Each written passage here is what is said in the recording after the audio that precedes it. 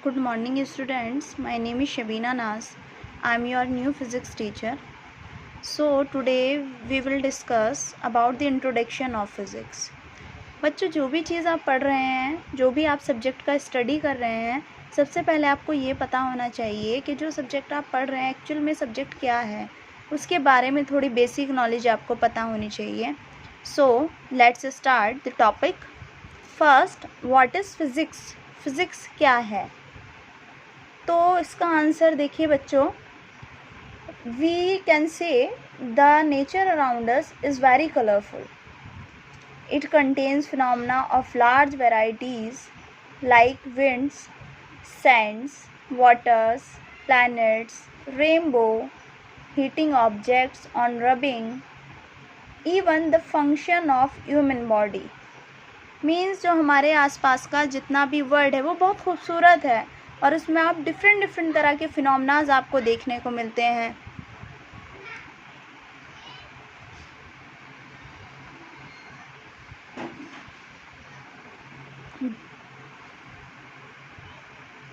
फिनोमेनाज जैसे कि हवा है, रेत है, पानी है, प्लैनेट्स का ऑर्बिटिंग करना है, रेनबो है. और अगर हम अपने हाथों को रब करते हैं तो रब करने पर आपको हॉटनेस फील होती है, गर्माहट फील होती है. या आपने देखा होगा अगर हम दो पत्थर को आपस में क्या करते हैं, रब करते हैं, तो वहाँ से लाइट प्रोड्यूस होती है, मतलब चिंगारी निकलती है.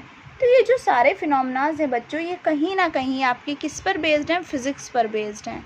तो बात करते हैं हम first, what is physics. Physics क्या है? Physics is the branch of science which is devoted to the study of nature and natural phenomena. Physics is the branch of science. Physics क्या है? साइंस की एक ब्रांच है which is devoted to the study of nature and natural phenomena. जो किस्म का study करती है या जो किसके स्टडी के बारे में बताती है हमें? नेचर और नेचुरल फिनोमेनास के. जितने भी आपके नेचुरल फिनोमेनास हैं उन सब का स्टडी हम कहाँ करते हैं? फिज़िक्स में करते हैं. भाई रेनबो फॉर्मेशन है, रेनबो कैसे बनता है? फिज़िक्स है. ठीक है. दूसरा, आसमान नीला क्यों दिखाई देता है? Why the sky is blue, why the colour of sky is blue. उसका आंसर भी कहाँ है? आपका फिज़िक्स में है. एक फ्रूट जो है वो पकने के बाद खुद पेड़ से गिर जाता है, उसका आंसर कहाँ है? फिज़िक्स में है. तो आपका फिज़िक्स है क्या?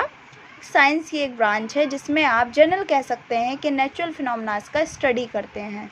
Next, the word physics comes from the Greek which means knowledge of nature. जो फिज़िक्स वर्ड है वो कहाँ से आया है बच्चों? ग्रीक से आया है, जिसका मीनिंग होता है नॉलेज ऑफ नेचर. किसके बारे में जानना?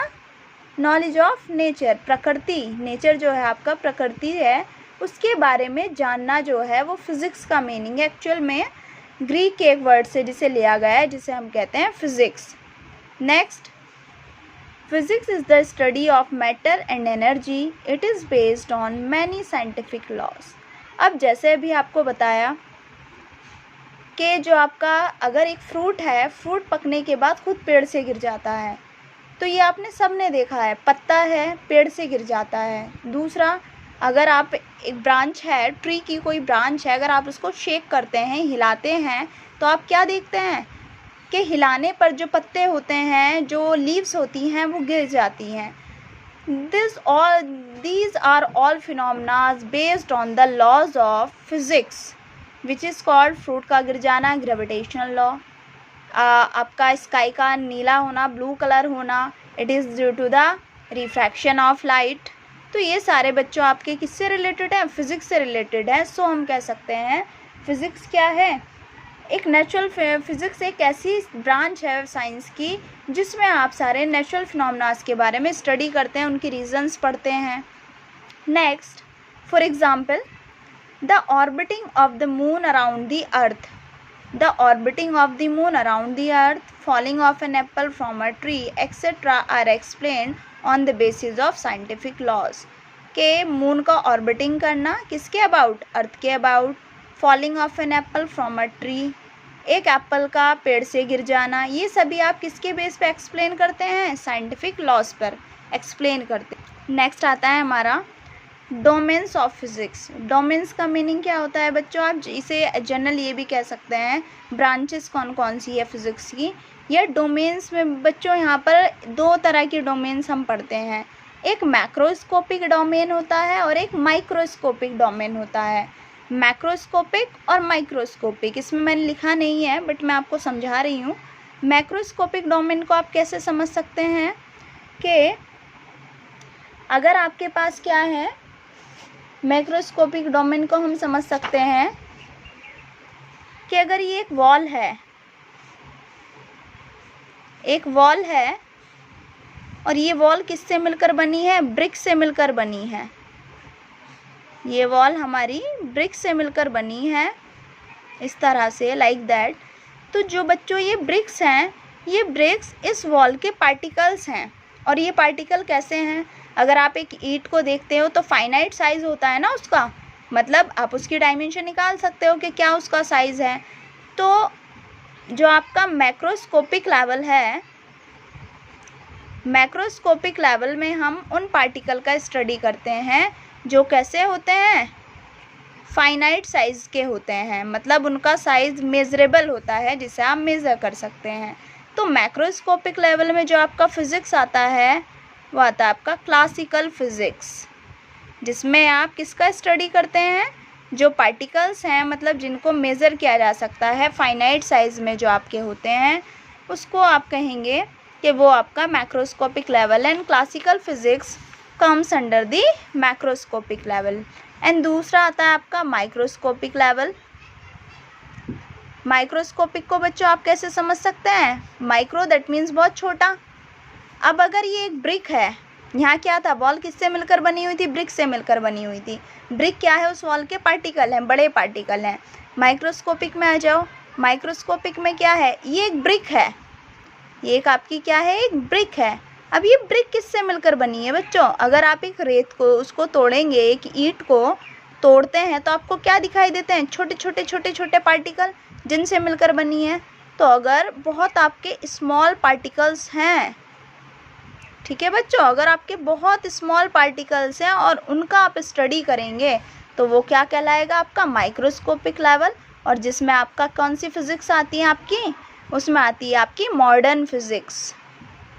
कौन सी आती है? Modern physics.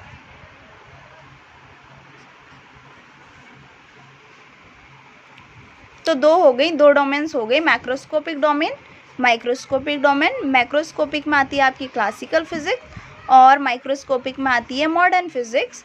मैक्रोस्कोपिक में बड़े पार्टिकल्स होते हैं फाइनाइट साइज़, जैसे कि आपको क्या है? एस्ट्रोनॉमी वगैरह आती है, जिसमें कि आप क्या देखते हैं? प्लैनेट्स का स्टडी करते हैं कि कौन सा कितनी डिस्टेंस पर है टेलीस्कोप की हेल्प से। माइक्रोस्कोपिक में क्या आ गया? जैसे आपका कौन सा आ गया? आपका माइक्रोस्कोपिक लेवल पर, जहाँ पर आपके पार्टिकल्स क्या होंगे? बहुत छोटे छोटे पार्टिकल्स होंगे। Now classical physics includes, first है आपका मैकेनिक्स, सेकंड, ये ब्रांचेज हैं अलग अलग, आप इसकी बुक्स भी पढ़ोगे आगे क्लासेस में जाकर मैकेनिक्स। दूसरा आता है आपका थर्मोडायनेमिक्स, तीसरा आता है आपका इलेक्ट्रोडायनेमिक्स एंड फोर्थ आता है आपका ऑप्टिक्स। तो क्लासिकल मैकेनिक्स या क्लासिकल फिज़िक्स इंक्लूड्स 4 ब्रांचेज या 4 सब्जेक्ट्स। फर्स्ट आता है आपका mechanics, second thermodynamics, third electrodynamics and fourth is optics.